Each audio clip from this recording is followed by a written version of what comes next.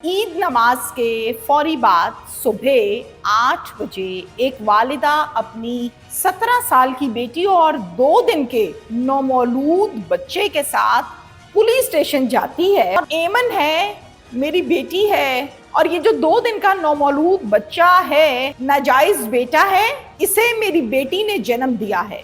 SHO हैरान परेशान के शौहर नहीं है, शादी हुई नहीं, कंवारी लड़की है, बेटा पैदा कर लिया, हो क्या रहा है ईद वाले दिन। हम बहुत तकलीफ की आलम में हैं। मैं आपको अपना दुख नहीं बता सकती कि मेरे तो पल्ले ही नहीं बचा, मेरी तो कमर टूट गई है। एक एफआईआर दर्ज हो जाती है पुलिस स्टेशन में और इस हवाले से मेरी टीम के साथ राब्ता किया जाता है। एक दिन पीछे से आए हैं 2 लड़के बाइक के ऊपर, और ये दोनों लड़के इसी मोहल्ले के इसी गली के रहने वाले हैं। एक का नाम है किफायत और दूसरे का नाम है इनायत। और इनायत अंदर कमरे में मेरी बेटी के साथ ज्यादती करता रहा। अगर तुमने किसी को बताया तो मैं तुम्हें गोली मार दूंगा। एमन उस ज्यादती के टाइम प्रेग्नेंट हो जाती है। 4 माह तक तो अपने आप को छुपाती रही, फिर अचानक से एक दिन चक्कर आए, बेहोश होकर गिर गई। एग्जामिनेशन करने के बाद बाहर आकर ये कहा, आपको बहुत बहुत मुबारक हो, आपके घर बच्चे की आमद है। माँ ने कहा, ओ केड़ी मुबारकां दे रहे हो, मेरी बच्ची कवारी है। नंबरदार के पास सीधा चली जाती है इसकी माँ और जाकर कहती है, नंबरदार साहब, तुहाडे मुलाजिम ने मेरी बेटी की इज्जत खराब कर दी है।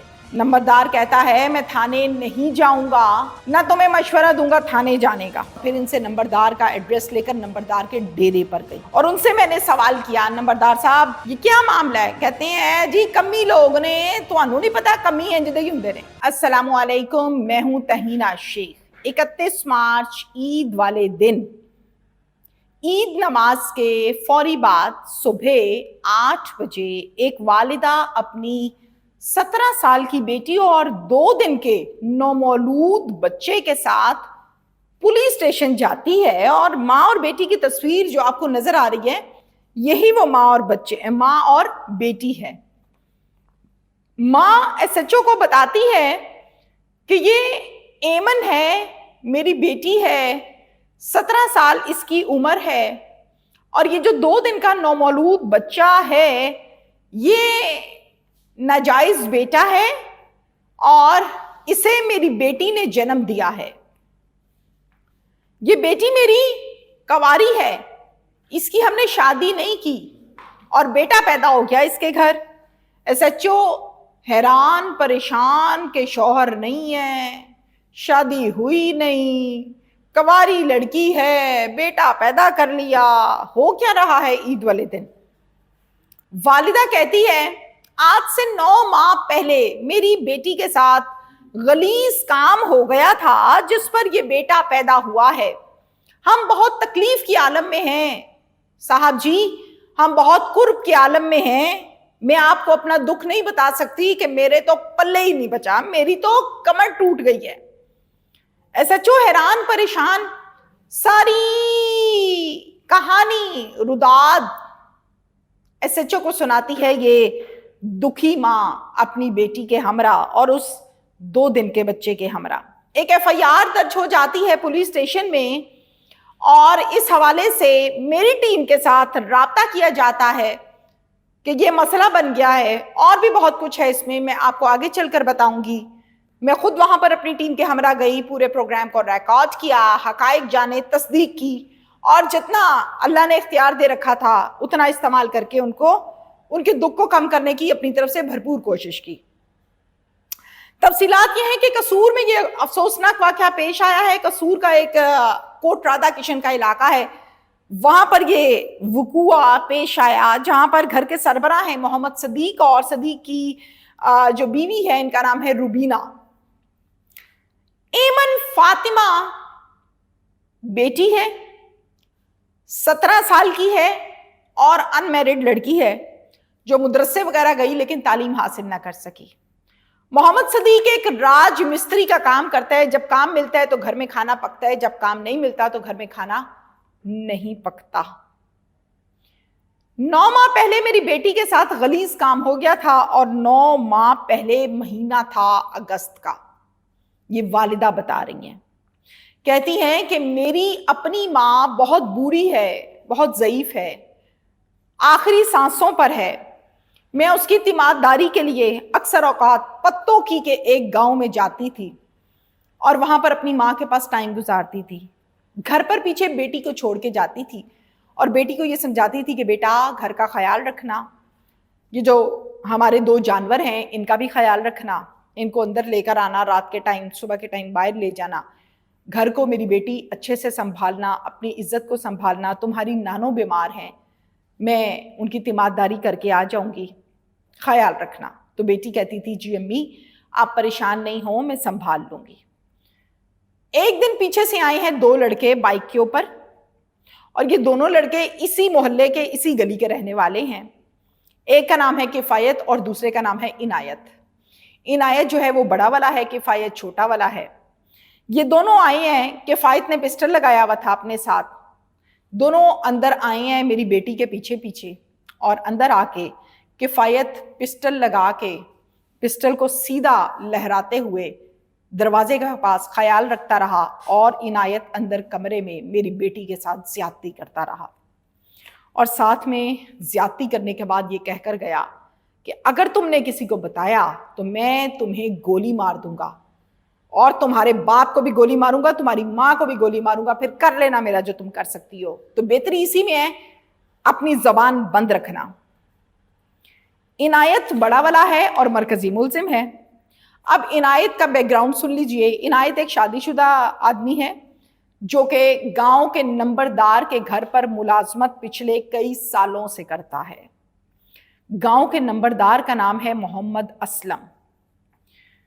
والدہ اپنی ماں کی تیمارداری کے بعد جب واپس آتی ہے تو ایمن ان کو کچھ نہیں بتاتی اور روٹین کے مطابق گھر پر رہتی ہے۔ چونکہ اس کو ڈرایا دھمکایا اس قدر گیا تھا کہ گولیاں مار دیں گے، قتل کر دیں گے اور بہت کچھ۔ ایمن اس زیادتی کے ٹائم اور اس کی وجہ سے پریگننٹ ہو جاتی ہے۔ اب وقت کے ساتھ ساتھ جیسے جیسے باڈی شیپ چینج ہوتی ہے، ایمن اپنی ڈریسنگ کو چینج کرنے لگتی ہے، کھلے کھلے کپڑے پہنتی ہے، چادریں لپیٹتی ہے کہ کسی کو پتہ نہ چلے۔ ایمن چونکہ 17 سال کی ہے، جو میں بچی سے ملی، لڑکی سے ملی، تو مجھے کوئی اتنی وہ ہوشیار چالاک لڑکی نہیں لگی، تو اس تلخ حقیقت کو وہ جانتی بھی نہیں تھی کہ اس کے ساتھ ہو کیا گیا ہے۔ 4 ماہ تک تو اپنے آپ کو چھپاتی رہی، پھر اچانک سے ایک دن چکر آئے، بے ہوش ہو کے گر گئی۔ جب زمین پر گری، ماں نے اٹھایا، بھائی نے اٹھایا، ہاسپٹل لے گئے، تو ہاسپٹل والوں نے ایگزامینیشن کرنے کے بعد باہر آ کر یہ کہا آپ کو بہت بہت مبارک ہو، آپ کے گھر بچے کی آمد ہے۔ ماں نے کہا او کیڑی مبارکاں دے رہے ہو، میری بچی کواری ہے، ہن مینوں دسو میں مبارک لواں کہ گولی ماراں اپنے آپ نو یا انہاں نو؟ جس پر ماں زور زور سے چیخو پکار کرنے لگی۔ ایمن کو بلایا، گھر آئے اور پوچھا ایمن میرے جڑے ہتھاں دی لاج رکھی، دس دے کی رول ہے؟ ایمن نے ساری بات تفصیل سے بتائی کہ جب آپ گئی تھی نانو کی عیادت کے لیے، تیمارداری کے لیے، تو عنایت آیا تھا، کفایت آئے تھے، یہ مجھے مارتے بھی تھے، یہ پسٹل دکھاتے تھے اور میرے ساتھ زیادتی کرتے تھے۔ میں نے کہا تھا کہ میں امی کو بتاؤں گی تو کہتا ہے تیرے پیو نو گولی ماراں گا۔ میں بہت ڈر گئی تھی، بہت خوف کھاتی تھی۔ جب کبھی گھر سے باہر جاتی تھی تو یہ کھڑے ہو کے مجھے پسٹل دکھاتا تھا، تو میں نے ڈر کے یہ بات آپ لوگوں کو نہیں بتائی۔ کہتی اچھا۔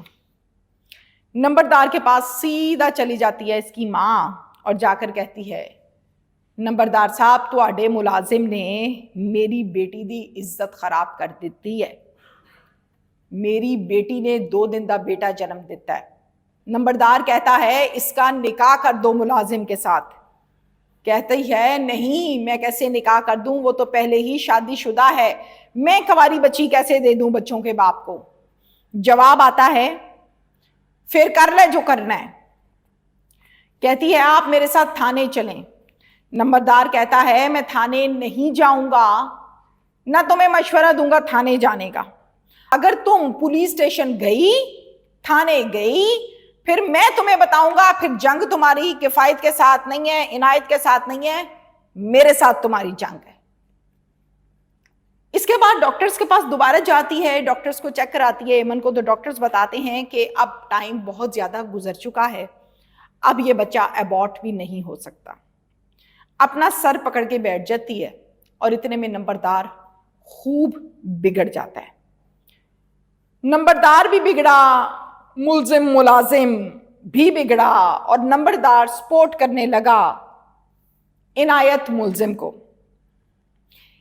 31 مارچ کو عید والے دن ایمن اور روبینہ تھانے چلے جاتی ہیں. کوٹ رادھا کشن پولیس اسٹیشن کا نام ہے.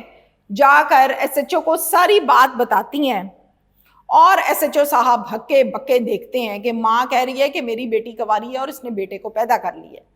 خیر, ساری بات سننے کے بعد ایک ایف آئی آر درج کر لی جاتی ہے جس میں مدعی بنتا ہے والد محمد صدیق. ملزم کو نمبردار کے ڈیرے پر پولیس جاتی ہے اور جا کر گرفتار کر لیتی ہے. اس بات پر نمبردار محمد اسلم کو مزید غصہ آتا ہے کہ میرے ڈیرے پہ پولیس آئی تو آئی کیسے, میں نے اس کو منع کیا تھا تھانے نہیں جانا, گئی تے گئی کداں. اس پر نمبردار مزید بگڑ جاتا ہے.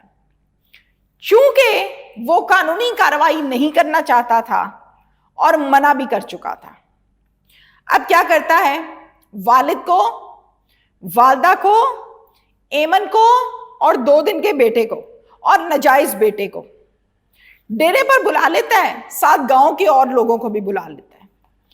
بلا کر خوب ان کی تذلیل کرتا ہے. تم دھندا کرنے والی عورت ہو, اپنی بیٹی سے دھندا کرواتی ہو, اس کی کمائی کھاتی ہو, تم جیسے گندے لوگ میرے گاؤں میں نہیں رہیں گے. ان کو خوب گالیاں دیتا ہے. وہ گھر جس گھر میں یہ رہتے ہیں وہاں سے بے دخل کرتا ہے, اس گاؤں سے بے دخل کرتا ہے اور ذلیل کر کے وہاں سے نکال دیا جاتا ہے. اب کیا ہوتا ہے, یہ اپنی بیٹی ایمن کو لے کر اپنے بھائی کے گھر پر, جو کہ آلریڈی کرائے پر ہے اور 2 کمروں کا کچا گھر ہے, وہاں پر ایمن کو لے کر آتی ہے. ایمن چونکہ بچے کو ابھی اس نے جنم ہی دیا ہے تو اس کی جو جسمانی حالت ہے وہ بھی ٹھیک نہیں ہے. اس کو لے کر وقتی طور پر وہاں رہتی ہے اور خوب رونا دھونا کرتی ہے. کوئی اس کی بات سننے والا وہاں پر نہیں ہے.